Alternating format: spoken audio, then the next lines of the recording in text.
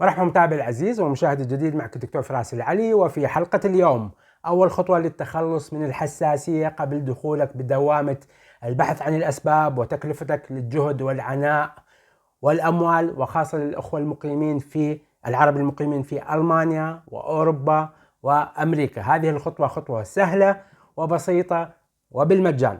خلينا نتابع هذه الخطوة. طبعا كثير من أخواني الكرام يعاني من الحساسية، وخاصة بعد جائحة كورونا، وتظهر هذه الحساسية بأشكال مختلفة، ولكن البحث عن سبب هذه الحساسية يكون صعب ويكون غالي الثمن في أكثر الأحيان. ولذلك أول خطوة تستعملها للتخلص من الحساسية وقد تنطيك نتيجة إيجابية هي التخلص من الغبار والأتربة والأوساخ المتراكمة على أثاث المنزل وعلى السجاد في البيت.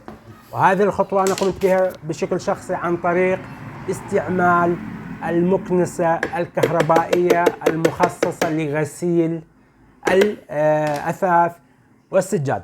طبعا هذه المكنسة الكهربائية يمكنك أن تحصل عليها بالمجان لثلاث أو 4 أيام من خلال سلاسل محلات معروفة. نحن نتكلم مثلا عن ألمانيا، يمكنك أن تأخذ هذه المكنسة وتستعملها ل3 أو 4 أيام بشكل مجاني.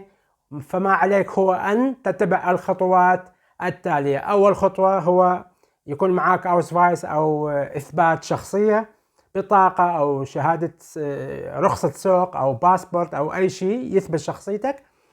ثاني شيء تضع عندهم 200 يورو يكون ضمان عندهم وينطوك تشيك بهذا الشيء.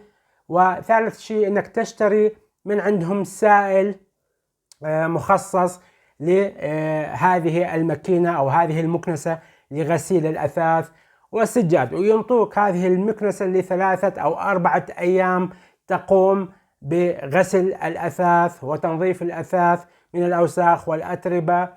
وسوف تنصدم من كمية هذه الأتربة الموجودة. الآن نشاهد بعض هذه الفيديوهات التي لا ترى بالعين المجردة، والتي قد تكون من أهم الأسباب لظهور الحساسية عندك في بيتك أو في عائلتك. فكيفية استعمال هذه المكنسة بطريقة سريعة. أخواني الكرام، هذه المكنسة تأخذ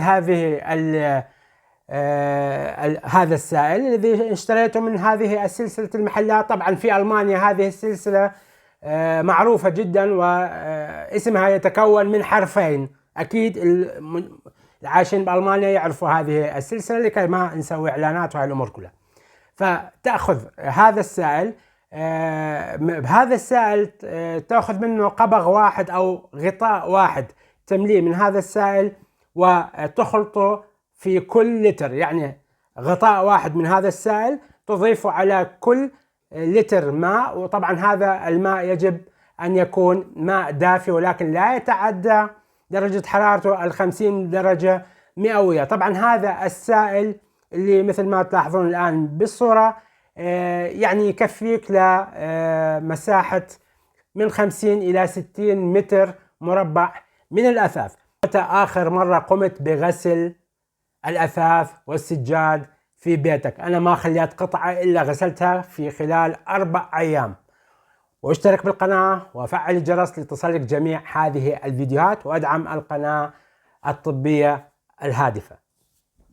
طبعا بعد ما تقوم بخلط هذا السائل بالدلو المخصص الموجود في أمام هذه المكنسة، طبعا هو يحتوي هذا الدلو تقريبا على 4 لترات أو 4 لترات ونصف من الماء. يعني السائل ممكن تضيف هناك 4 لترات ونص.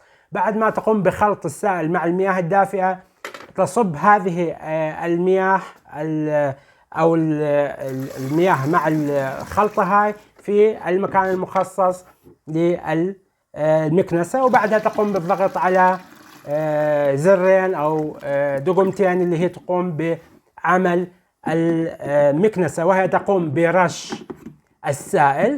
وبعد رش السائل تقوم بسحب المياه أو بسحب الأوساخ الموجودة على الأثاث، يمكنك ترك هذا السائل مثلا، بس ترش السائل وتنتظر لك 10 دقائق وبعدها تقوم بعملية الغسل والتنظيف مثل ما أنت تريد. طبعا بعد ما تقوم بهذه العملية يمكنك إعادة تنظيف الأثاث أو السجاد أو القطعة التي ترغب بها مرة أو مرتين بس بالمياه الدافئة لكي تنظف من المسحوق هاي الأمور كلها. طبعا الكمية اللي أنت تريد تستعملها من هذا المسحوق أو هذا السائل عفوا يعتمد على الأوساخ الموجودة بالأثاث والفترة الزمنية والنتيجة اللي أنت ترغب بها. أنا بصراحة لكي أكون صادق استعملت قنينة واحدة من هذا السائل لأنها أول مرة أقوم بها، ولعدم حبي للأشياء الكيمياء أو الأشياء اللي هذا ما أحب استعملها، ولكن أنطت مفعول ونتيجة جيدة جدا بجمع أوساخ كثيرة لا تروها بالعين المجردة وقد تكون هي سبب هذه الحساسية.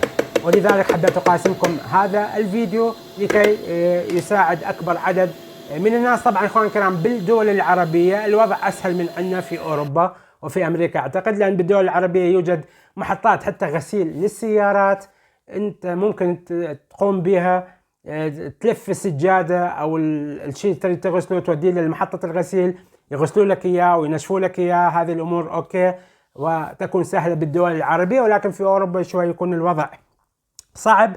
بالنسبة للتنشيف طبعا التنشيف يأخذ من يوم إلى يومين حسب القطعة وحسب طريقة غسلك. وطبعا أنا أنشفها عندي على التراسة، فيعني يكون الوضع عندي أسهل مما يكون مثلا في شقة ما موجود بها تهوية أو موجود بها منطقة للنشف.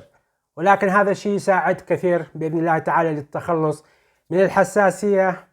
ادعم القناة واشترك بالقناة ليصلك جميع هذه الفيديوهات، واكتب لي تعليق متى آخر مرة غسلت أثاثك وسجادك.